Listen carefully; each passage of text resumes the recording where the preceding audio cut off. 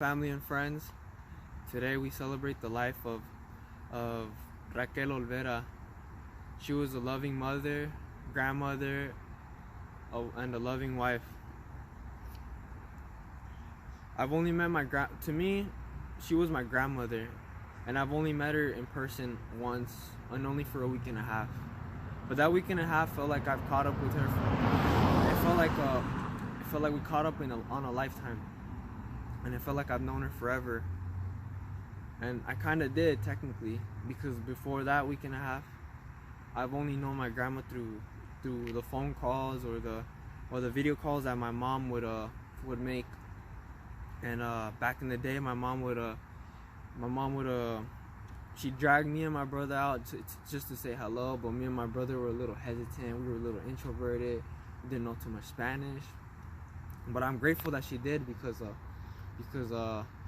you learn the hard way sometimes that family doesn't stick around forever.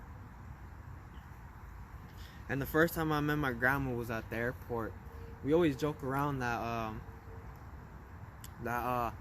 the way we saw each other was that I looked down and she looked up. And what I mean by this is that me and my brother, it was a little hectic that day. We were both of us were looking where we were hearing our names from. We were looking at eye level, and then as soon as we look down, we see our grandma just all cheers, all shits and giggles. And she's always joking about that to my mom.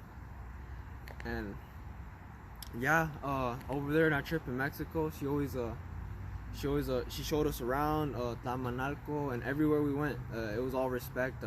All the people knew her, and apparently I found out that she was the mayor of Tlamanalco a couple years back in her day, and everyone greeted her with respect because she was always helpful to the community, and she did a lot for them. At home, my mom told me beforehand to help my grandma out because of her arthritis, but when I was there, she wouldn't budge. She'd clean for us and do everything for us, and the only way we'd be able to help her out was if we clean for her and do everything in secret. The last day at the airport with my grandma, it was pretty sad. She was crying.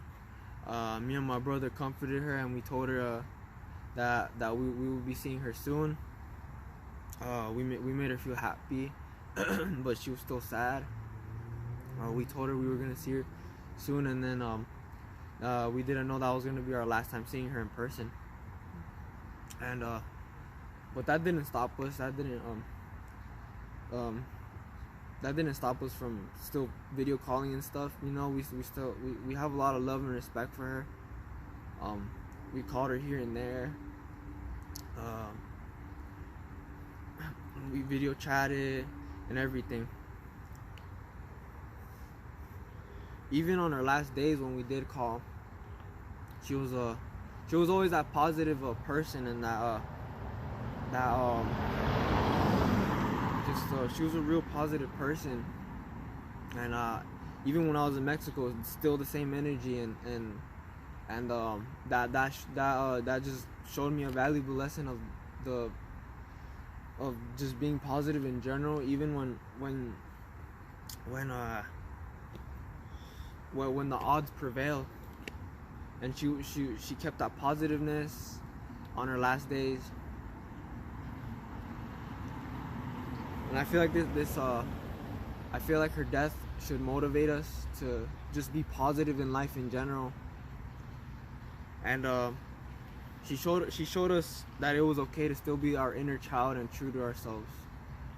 And I feel like that's something all of us should carry to the end of our days.